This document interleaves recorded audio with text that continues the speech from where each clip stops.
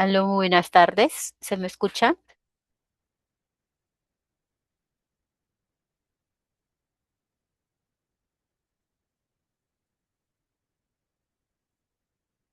Muy buenas tardes con todos. ¿Se me escucha? Ok, Karen, muchas gracias. Bien. Por favor, vamos a dar inicio un poquito más. Ahorita estamos de participante, algo de 18. Esperemos 10 minutos para poder iniciar esta asistencia técnica que se tiene programado por lo que es Telesalud. ¿Sí? Esperamos 10 minutos y iniciamos la capacitación que está para el día de hoy programado. Gracias.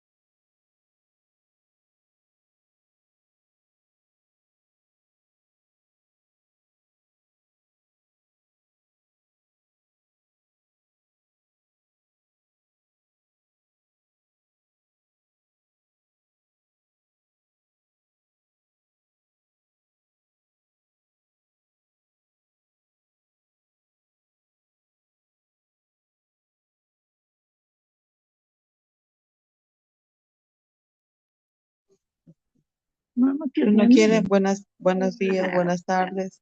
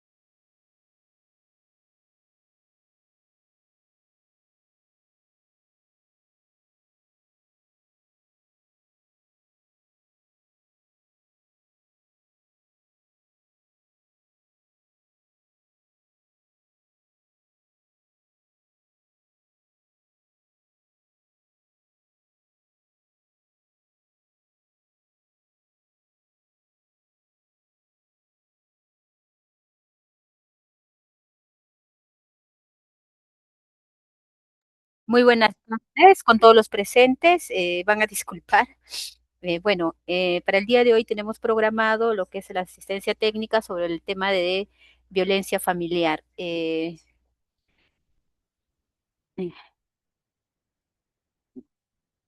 Damos la bienvenida a la obstetra Fiorella Sotelo Cauna, directora de Control de Servicios y Seguros y Calidad Sanitaria.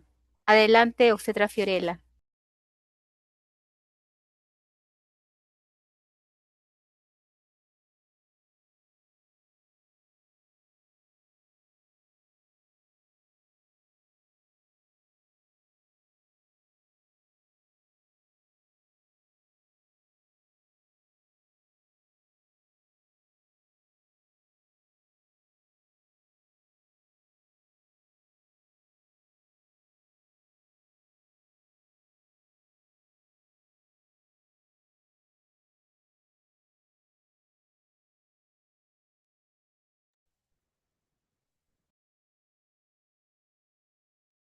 Buenas tardes. Buenas tardes, presentes. Reciban un cordial saludo de nuestra directora regional de salud, la doctora Emperatriz Morales Valdivia, y de mi persona también, la obstetra Fiorella Sotelo, directora de la Dirección de Control de Servicios de Salud, Servicios, Seguros y Calidad Sanitaria. Agradecer la participación de cada uno de ustedes con el objetivo de llevar a cabo la telecapacitación el día de hoy, dirigida a todo el personal de salud con el tema de violencia familiar. Agradeciendo la participación del doctor Carlos Delgado, psicólogo de nuestra Dirección Regional de Salud, de la Dirección de Epidemiología, ¿no? Quien va a estar a cargo de la presentación del día de hoy. Saquemos el máximo provecho y agradecer nuevamente la participación y el tiempo que se están tomando cada uno de ustedes. Muchas gracias. Doy el pase a la doy el paso a la licenciada Esmeralda Ruiz Laos, quien es nuestra coordinadora de salud y que de manera muy acuciosa viene organizando este tipo de capacitaciones con el objetivo de fortalecer los conocimientos y las capacidades del personal de salud. Gracias a todos. Adelante, licenciada. Muchas gracias, obstetra Fiorella. Como bien hemos indicado, que para el día de hoy, pues 26 de julio, está programado la asistencia técnica sobre lo que es violencia familiar en lo que es telesalud, ¿no? Eh, Damos la bienvenida al psicólogo Carlos Delgado. Adelante, doctor Carlos Delgado.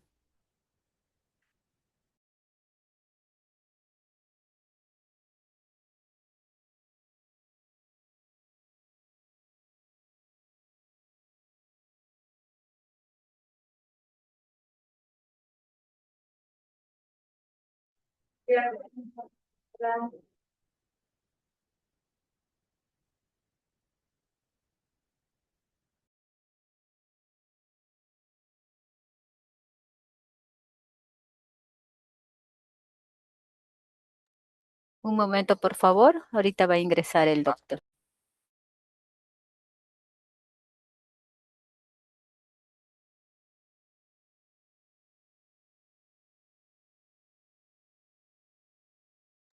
En unos minutos comenzamos la asistencia. Gracias.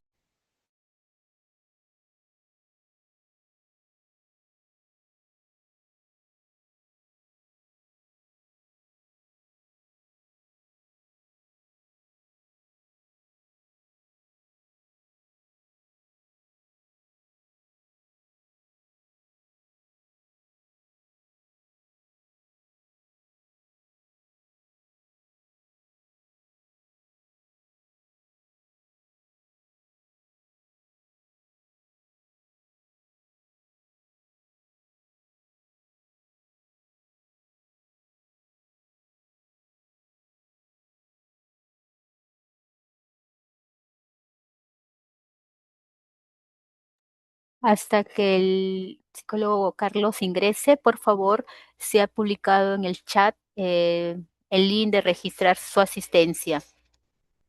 Ahorita estamos 37 participantes, de la cual los 37 tienen que registrarse su asistencia ahí en el link. Está en el chat, por favor. Gracias.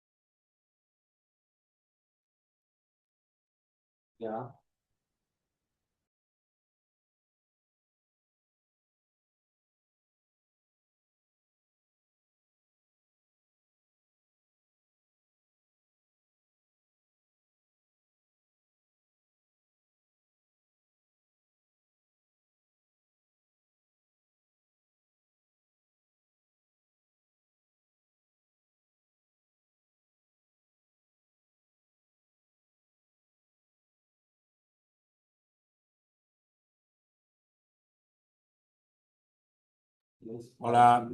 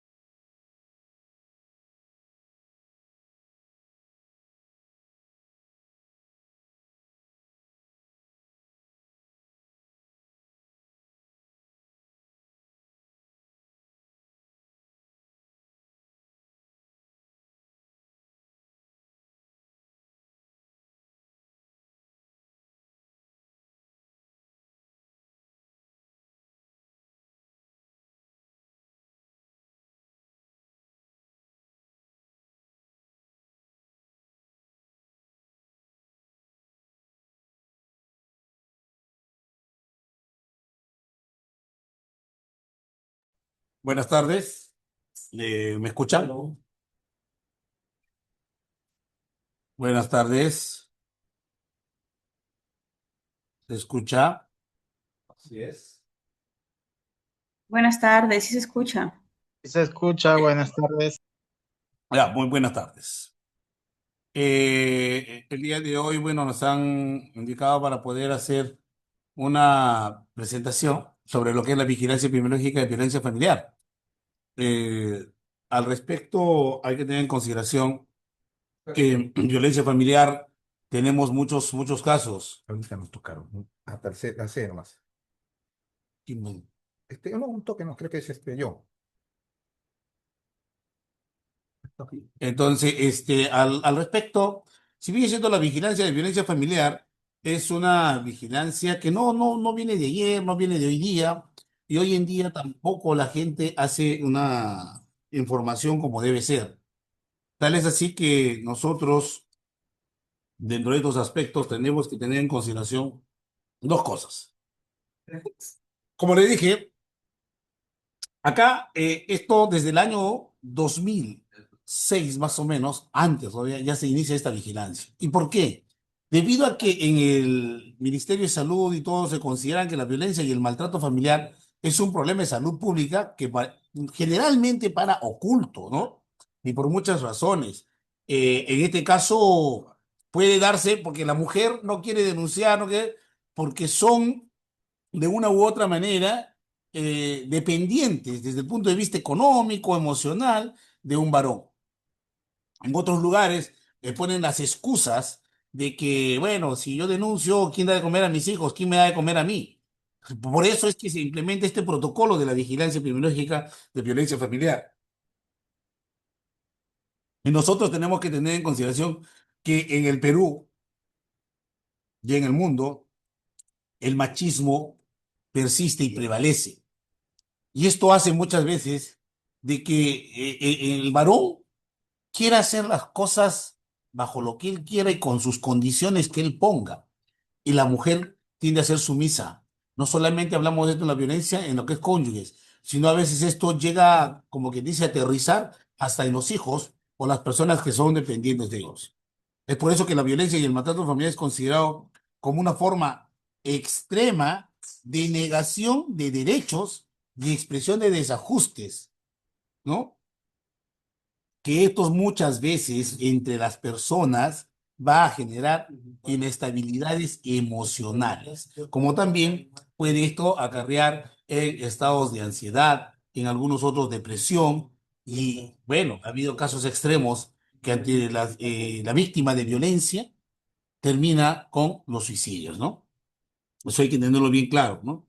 Hay que, por eso siempre digo, ¿no? Que nosotros debemos de considerar como sector salud que la violencia familiar deteriora no solamente la parte física de un ser humano, de un miembro integrante de una familia, sino la vida emocional, afectiva y social de quienes conforman la familia. Estamos hablando hombres, mujeres, niños, niñas, ancianos. Hoy en día la gente vive haciendo maltrato y violencia. Tal es así, pregunto yo, ¿cuántas personas adultas hoy prestan atención a sus hijos? Hacen lo más fácil, ¿no? Ah, para que no me molestes, agarre el celular y punto, distráete, aprende, no sé yo. Y no se dan cuenta ni de lo que está viendo su hijo o está haciendo en el celular. Y eso hay muchas cosas, ¿no? Entonces, por eso nosotros definimos la violencia familiar a cualquier acción u omisión que acuse daño físico o psicológico.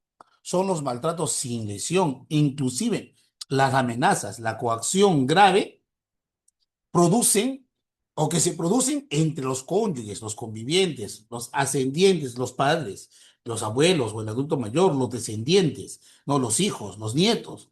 Ahora también puede darse esto entre los parientes colaterales, primos, hermanos, tíos, ¿no? Esto también se considera como violencia familiar cuando existen cuidadores o tutores de algunas personas que tienen alguna incapacidad o en menores de edad, ¿no? Que están bajo su responsabilidad. También puede darse, se considera violencia familiar quienes habitan en el mismo hogar, siempre y cuando no haya de por medio una relación contractual o laboral que pueda existir entre ellos, ¿no? Es así que la violencia familiar se va a clasificar en violencia física, psicológica, sexual, abandono y negligencia. Bueno, como le dije, la violencia física son las agresiones, todo lo que podemos dar, puñetazos, patadas, mordeduras, jalones de pelo. Bueno, la violencia psicológica es el daño producido en la esfera psíquica de las personas.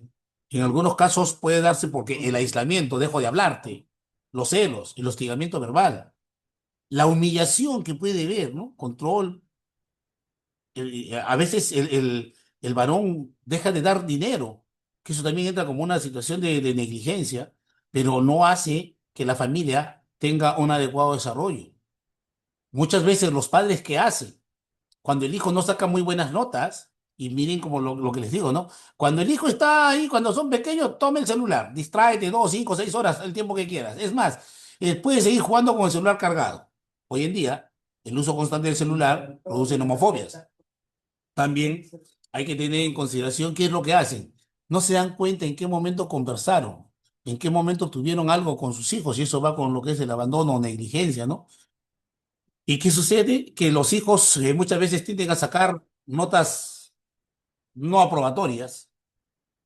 Sabemos que las notas pueden ser subjetivas. ¿Y qué es lo primero que hace el padre o la madre? Eres un burro, tú no sirves para nada, eres un inútil. entonces ya generamos violencia psicológica sobre los hijos. Y mi pregunta es, ¿qué es lo que está pasando con estas personas que su hijo le dicen que es un burro? Porque si yo a mi hijo le digo que soy un burro, que es un burro, ¿qué soy yo y su madre que lo hemos engendrado?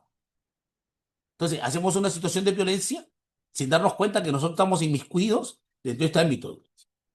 ¿Seré más burro por decirle burro a mi hijo? Yo no sé. O le dicen, no hagas eso porque te voy a matar. Hacemos una situación de violencia que tenga miedo con actos fallidos porque nunca lo vamos a hacer. Entonces, estas cosas incurren en el ámbito de la violencia. Engloba lo que es la violencia psicológica. Ahora, en lo que es la violencia sexual, hablamos que es la afectación en el ámbito de la sexualidad humana. Esto está producido por los manoseos, el acoso sexual, hay observaciones lesivas, como puede ser el famoso fetichismo, la agresión sexual, o sea, un coito no consentido o sexo forzado, ¿no? Que afecta a la integridad sexual y la autodeterminación de una víctima. Entonces, todo esto debemos de reportarlo generalmente cuando llegan personas víctimas de la violencia a nuestros establecimientos. Es así que ante estas situaciones de la definición de violencia y los tipos de violencia, en la vigilancia epidemiológica hay algunas funciones, ¿no? ¿Y cuáles son las funciones de la vigilancia epidemiológica? Y las funciones del sistema de vigilancia epidemiológica son la descripción del problema de la violencia familiar. Ahí tenemos que describir cómo sucedió, qué pasó y cuáles fueron las causas y los factores de riesgo. También hay que proporcionar información continua y constante y orientar las medidas de prevención y control de los daños producidos por violencia familiar. Mantener una estrecha relación con las instituciones del sector salud y otros sectores del Estado de actividad privada para que se notifique los casos de violencia. Tenemos que hacer una evaluación continua y permanente de un funcionamiento del sistema de vigilancia epidemiológica de violencia familiar, el cual se ha ido decayendo y disminuyendo en estos tiempos. Y eso hace algo raro, teniendo en consideración que la inseguridad ciudadana ha incrementado enormemente. La inseguridad ciudadana puede ser que haya sido generada tal vez porque estos niños o adolescentes tuvieron ciertos tipos de violencia familiar, ¿no? Negligencia, hogares disgregados, o sea, muchos factores que han podido conllevar a que estas personas busquen refugio en la calle y se busquen con un amiguito o amiguita que le escuchó y empiezan a los consumos de drogas y terminan en la delincuencia. Entonces, son muchos los factores que pueden conllevar también a esta inseguridad ciudadana. Y para lo cual, nosotros cuando hacemos la vigilancia de violencia familiar, tenemos que tener claro lo que es la definición del caso, ¿no? ¿Cómo definimos un caso de violencia familiar? Cuando definimos casos, dice que es la práctica de la vigilancia epidemiológica que depende mucho de las definiciones de caso, que estas deben ser bien claras, ¿no? En las cuales tenemos que tener criterios en tiempo, lugar y persona para poder caracterizar de manera clínica y tener datos epidemiológicos de por qué se generan estos casos o por qué se están dando. Es así que un caso de violencia familiar será considerado como caso de violencia a toda persona de sexo femenino o masculino que presente lesiones físicas, sexuales o psicológicas que sean compatibles con el síndrome del maltrato, según la clasificación del CIE-10. Para poder hacer la notificación de la vigilancia epidemiológica de violencia familiar, tenemos una ficha multisectorial emitida por el CDC, el Centro Nacional de Epidemiología, Prevención y Control de Enfermedades del Ministerio de Salud, donde esto se divide en cuatro aspectos. Los datos de notificación, es donde vamos a registrar de manera adecuada la fecha, día, mes y año de la ficha que elaboro.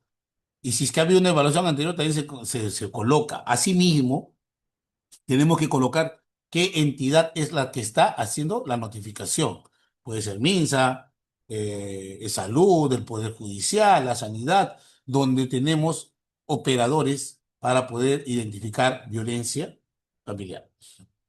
Bueno, acá esta es una ficha de Madre de Dios, donde el lugar de digitación, donde es la dirección Madre de Dios, la red Madre de Dios, la microred a la que corresponde y el establecimiento. Muchas veces Las personas no quieren identificarse, pero es necesario tener los datos del agredido, ¿no? La persona que ha sido la víctima, en las cuales tenemos que poner los datos generales que siempre nos piden en cualquier ficha epidemiológica. Y tal vez hay algunos datos que no están en otros, como es el estado civil. Es importante considerar el estado civil porque esto nos va a poder ayudar a determinar también el por qué se generó la violencia o quién fue el causante de esta violencia, ¿no? Y eso nos ayuda bastante para poder ver si existen muchas personas que dicen, tú fuiste mi enamorada y seguirás siendo por toda mi vida. El machismo existe en todo lado. Y hay gente que cree que ya terminé contigo y ya pues acabó, pero el varón no considera así. Tal es así que hoy tenemos muchos feminicidios. Creen porque fuiste la enamorada en un momento determinado o fuiste la esposa y terminaste una relación, él sigue teniendo derechos sobre ti. Cree que eres de su propiedad y entonces te encuentra por la calle o algo y si tú no le haces caso empieza la agresión, la cual puede terminar en lo que es un feminicidio. Bueno, que se debe llenar todos estos datos. Bueno, en la parte de abajo, los datos del agresor, como les dije, hay mucha sumisión y gente que no quiere denunciar quién es el agresor. ¿Por qué? Se identifica a veces porque vemos moretones cuando la persona viene a consulta, vemos que hay moretones, hay una facilidad al llanto, se mide estados ansiosos y eso nos puede conllevar a determinar que puede ser víctima de algo, ¿no? Entonces puede ser violencia. Pero no tienden a hablar ni decir nada de esto y es por eso que tampoco hacen dan la información de los nombres de la persona que ha agredido en estos casos. Dentro de la otra parte de la ficha tenemos los datos sobre lo que es la agresión, donde acá consideramos la ubicación, en qué lugar fue, el distrito, la fecha, la hora aproximada, ¿no? El estado del agresor, si fue en un estado ecuánime o fue con efecto de drogas, alcohol, y ahí viene la tipificación de la violencia, como les digo acá, ¿no? De acuerdo a lo que hemos hablado, si es física, si es psicológica o si es de violencia sexual. También puede ser por negligencia o abandono, ¿no? Entonces, eso es lo que tenemos que considerar todo esto. Ahora, cuando hablamos de los tipos de violencia, hay que definir qué método se utilizó. Por ejemplo, si yo le jalé los pelos, pateé a alguien, entonces propio cuerpo. Ahora, hay gente que utiliza algunos instrumentos. Puede ser un cuchillo, que están considerados como un arma blanca para una situación de amenaza, o las armas de fuego, que otros también lo pueden tener. Y cuando hablamos de lo que es un poco la violencia psicológica, vemos lo que es la indiferencia, el maltrato verbal, ¿no? Y las amenazas. Entonces, ahí tenemos lo que es la violencia psicológica. Y en lo que es el ámbito sexual es el acoso, la violación, ¿no? Y las seducciones que muchos, hoy en día también ya la ley cambió. O sea, no podemos, como que anteriormente, tradicionalmente se decía, no podemos piropear a alguien o a una persona del sexo opuesto por la calle porque también nos pueden denunciar porque eso está considerado como acoso, ¿no? Entonces hay que tener los motivos expresados, pueden ser familiares, celos, la parte económica del ámbito laboral, y algunos, no, porque creo que lo ven como costumbre o es diversión hacer, pueden tener agresiones físicas, psicológicas, ¿ah? Sin motivo alguno. Simple y llanamente personas que deben tener una evaluación más exhaustiva porque podrían estar cayendo en ese sadismo, se satisfacen solo por hacer sentir mal a los demás, ¿no? Entonces, eso tendríamos que estar viendo para poder considerar. Ahora, cuando hablamos de la frecuencia, es si fue la primera vez o no, o si no es primera vez, debe decirse desde cuándo sufre violencia y cuántas veces a la semana, ¿no? O al mes han sido agredidos. Y los lugares donde fue la agresión, puede ser en la calle, en la casa. Hay gente que no controla.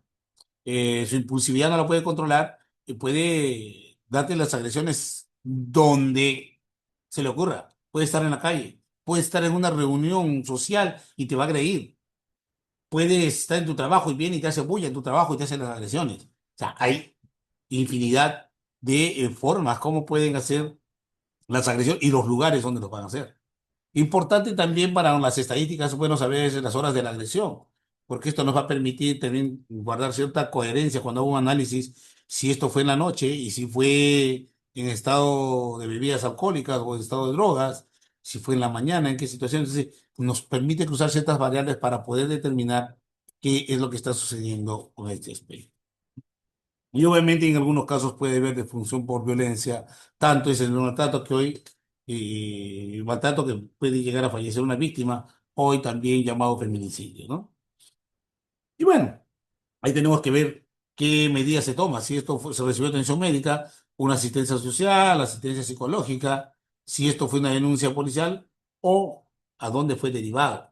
¿No? Todo esto tendremos que llenar en nuestra ficha que nos va a permitir tener un datos eh, para poder categorizar, clasificar y hacer un análisis de lo que es la violencia familiar en nuestro país. Ante estas cosas, podemos ver que en el año 2006, ¿no? Este, Lima es el departamento que ha notificado mayor cantidad de casos de violencia familiar, con 2.733, y Madre de Dios el departamento que menos ha notificado, 18 casos de violencia familiar. Lo cual, yo trabajo en Madre de Dios, vivo acá, esto no es cierto. Violencia familiar en Madre de Dios, 18 es muy poco. Y los que conocen o saben, por ejemplo, en Madre de Dios tenemos zonas de minería, zonas, la actividad económica predominante es la actividad extractiva. Y bueno, esta gente, estas personas tienden a tener mucha conducta machista, sino que no se notifica o no se hace la búsqueda exacta de los casos que se tienen. Ahí podemos ver nosotros la tendencia, por ejemplo, de los casos, ¿no? Del 2016 al 2026.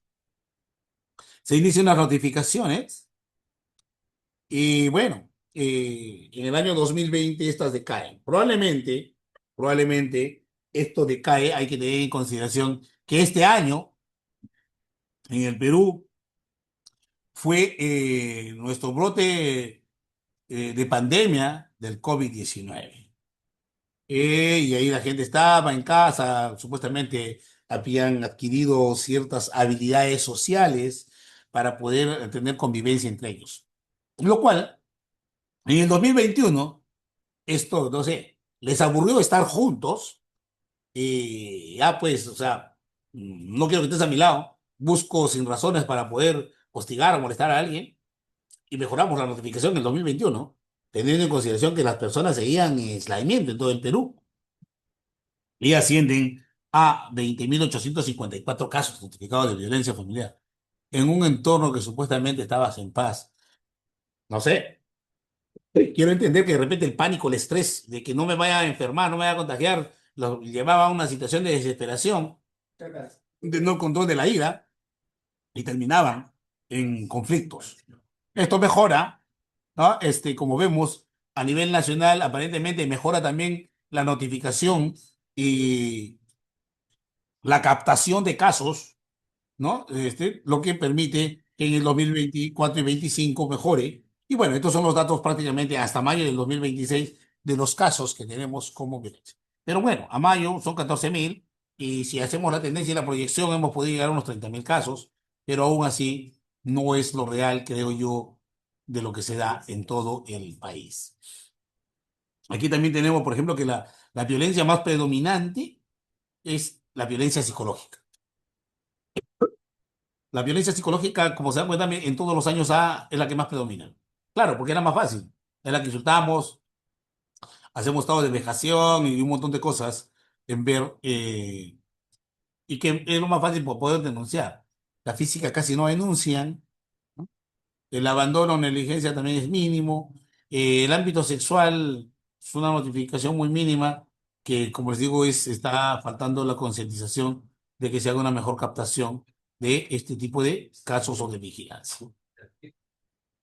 Cuando vemos este cuadro, o esta tabla de barras, de un gráfico de barras, vemos la situación de los casos de violencia familiar por etapas de vida, en la cual se ve que el sexo femenino es el más vulnerable. Es el más vulnerable y el que es el más, a raíz de esto, es el más afectado en todas las etapas de vida. En todas las etapas de vida. En niño, adolescente, joven, adulto, adulto mayor. Y como ustedes se pueden dar cuenta, eh, el adulto mayor también empieza a ser notificado, imagínense, que es más maltratado, mejor dicho, en cuanto a lo que es varones con el resto de etapa de vidas, debido a que son personas ya más volubles, mucho más sensibles, y hay que empezarlos a entender. Y mucha gente, mucha población acá no entiende a un adulto mayor, se aburren, se hostigan y empiezan a maltratarlos en lugar de que los puedan ayudar y orientar. Hay que entender que esas personas, ese adulto mayor, alguna vez fue adulto y tú fuiste un niño y él te cuidaba como niño, te atendía, te bañaba y te limpiaba. Hoy, si es tu padre, no lo maltratas. Atiéndolo como él te atendió cuando fuiste niño, ¿no? Son las etapas en las cuales tenemos que vivir y no estar viviendo de maltratos hacia el adulto mayor. Hay que darle calidad de vida, que mejore hasta donde se pueda. Pero lamentablemente nuestra sociedad eh, tiene otro tipo de pensamientos, lo cual conllevan que es un aburrimiento el que tener un adulto mayor. Y disculpen mi indiscreción tal vez, yo veo que desde el gobierno, como un sistema en el que existe, hay un maltrato al adulto mayor. No le damos calidad de vida al adulto mayor. Y es peor. ¿Por qué te dicen que trabajes hasta los 70 años? ¿Y por qué trabajar hasta los 70 años si quiero que este adulto mayor tenga una calidad de vida? Indirectamente es una situación de violencia. Y no manejamos la situación clara para que estas personas tengan calidad de vida. Hoy en día, miren cómo es la violencia, que podríamos llamarlo, ya que esa persona que trabaja hasta los 70 años probablemente tenga un ingreso económico de 3.000 soles, ¿m? De manera mensual, y cuando cumple 70 años ya tiene que dejar de trabajar y al mes siguiente tiene que percibir un sueldo, una remuneración y recibe 500 y tantos soles. Imagínense, ¿eso qué se llama? La gente no mira, por eso se dice que el maltrato, la violencia es una situación disfrazada. ¿Qué se llama eso? De que yo acostumbrado a vivir con 3.000 soles y al mes siguiente que me jubile solo reciba 500 soles. Es una felicitación. Es un agradecimiento a que esta persona haya contribuido con el Estado.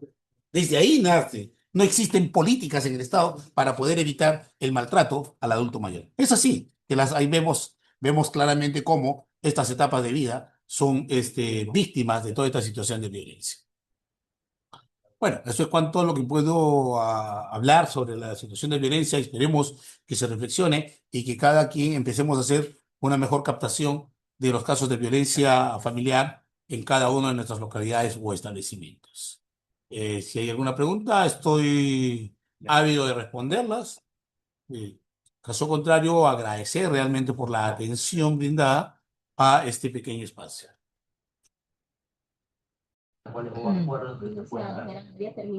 Sí, sí estoy.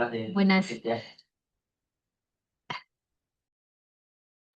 Sí, doctor Carlos Delgado, agradecerle por la gran exponencia para el día de hoy que teníamos programado esta asistencia técnica sobre lo que es violencia familiar.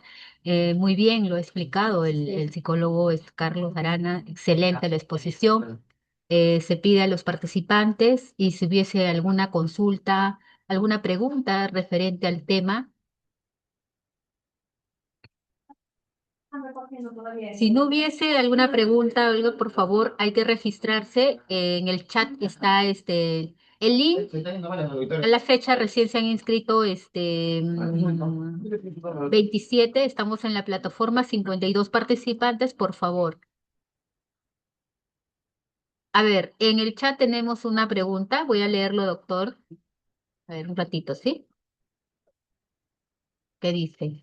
Flores dice, en la ficha epidemiológica, dice, a ver un momento. Sí, dice que en la ficha epidemiológica no existe el número celular. Sí, es cierto. Como Ajá. les digo, esta es una ficha epidemiológica que la emite el nivel nacional, pero cada uno de nosotros tenemos los criterios de poder incluir este número y hay espacios para poderlo colocar, ¿sí? Cada uno cuando lo editamos, poder tener este dato, porque es muy importante para poder hacer seguimiento también a los casos. Creo que se ha aclarado correctamente la pregunta de la señora Flores. Bueno, si hay alguna pregunta. A ver, Luis nos dice, doctor. Luis nos indica, pues, cuando haga el registro de ficha epidemiológica, dice, ¿no? Bueno, ya, no sé qué quiso decir Luis, pero bueno. Mm. No habiendo otras preguntas, compañeros, o si también pueden activar su audio, poder hacer también preguntas activando su audio, sino también por mensaje de chat, ¿no?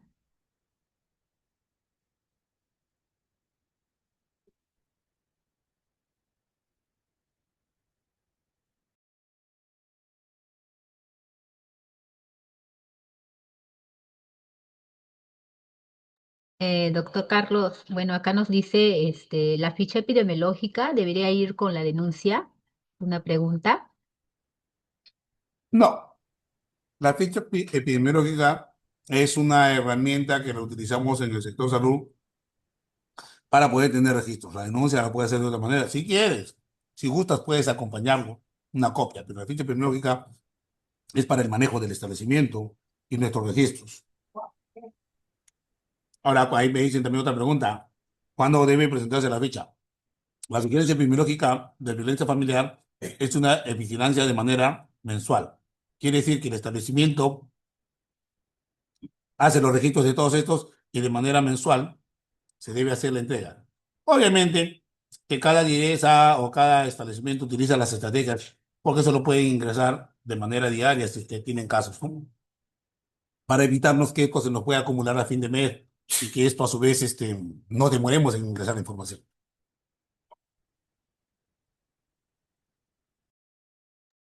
Sí, muchas gracias. Creo que hemos disuelto las preguntas correctamente a cada uno de ustedes.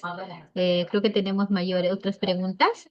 A ver, dice, ¿cuál es el criterio mínimo para realizar una ficha epidemiológica? Es lo que nos preguntan, doctor Carlos.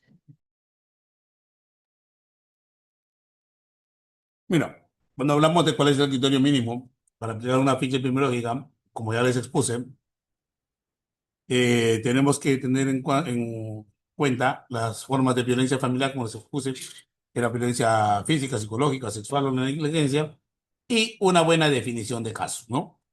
Dice, ¿cuál es el criterio? Cuando hables de un caso de violencia familiar, será considerado como caso de violencia familiar a toda persona de sexo femenino o masculino que presente lesiones físicas, sexuales o psicológicas que estas sean compatibles pues con el síndrome de maltrato según CIE 10. Y obviamente esto tiene que ser, estas agresiones tienen que ser dentro del entorno, como también les manifesté en la parte de arriba, entre cónyuges, convivientes, ascendientes, descendientes, parientes colaterales, los cuidadores o tutores, o quienes habitan también en el mismo hogar, pero si estos no tengan ninguna relación contractual o laboral, ¿no? Tenemos estas dos últimas preguntas, doctor Carlos. Uno es, pues, que dice, si tengo un paciente que hace 3 meses sufrió violencia, ¿debería realizar la ficha? Es lo que nos hace la pregunta. Bueno, en este caso hay que tener en cuenta que puede ser un paciente que hace 3 meses tuvo violencia, o que hace 3 meses iniciaron acciones de violencia para con esa persona. Y si continúa, obviamente tengo que hacerle ficha. Pues si fue hace 3 meses, si no lo registré de manera oportuna, es mejor no hacerlo. Pero si hay gente que inicia, porque vamos a ver que a veces existen relaciones de parejas que, como dice, cuando enamoran son ilustres gatitos, pero pasa el tiempo del enamoramiento y terminamos en dos tigres o dos leones sacándonos las garras para todos lados. Y ahí empieza de una manera continua la situación después de violencia. Entonces, hay que tener esos criterios, hacer una buena evaluación, de continuar o persistir si se tiene que hacer la ficha. Bueno, tenemos como última pregunta, creo, nos hace pues Magali, en caso de sospechar un caso de violencia familiar, ¿el usuario debe ser atendido o brindar información? ¿Cómo informar o qué hacer? ¿Qué procede? Dice. Bueno, Acá hay que tener una cosa. Si yo sospecho el caso de violencia familiar eh, y la persona no quiere, como les dije anteriormente, no quiere ser atendido, no quiere dar información, tenemos que tratar de persuadir. Y sí se puede informar, porque tengan en cuenta que esta persona sacó una historia clínica. Tengo los datos de ahí para poder registrar por lo menos los datos de la víctima y de lo que hemos podido percibir.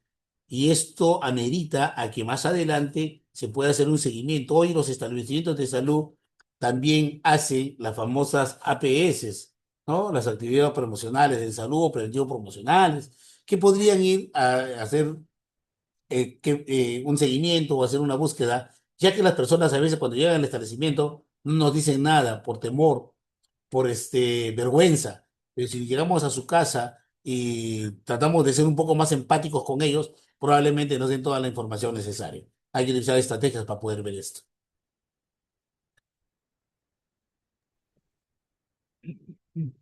Right. Muchas gracias, doctor Carlos Delgado, por la exponencia y por las preguntas que han hecho los participantes. Bueno, se le agradece para el día de hoy la participación al doctor Carlos Delgado y a todos los participantes. Creo que damos término a esta asistencia técnica. Nada más de agradecerle pues al doctor por la excelente exponencia. Muchas gracias a todos los presentes. No olvidar registrar su asistencia técnica, ya que en la plataforma estamos 53 participantes y solo hemos registrado 30 participantes. Por favor, tenemos que estar los 53 registrados. En el chat se encuentra el link. Gracias. Estaremos esperando 15 minutos para que se puedan registrar.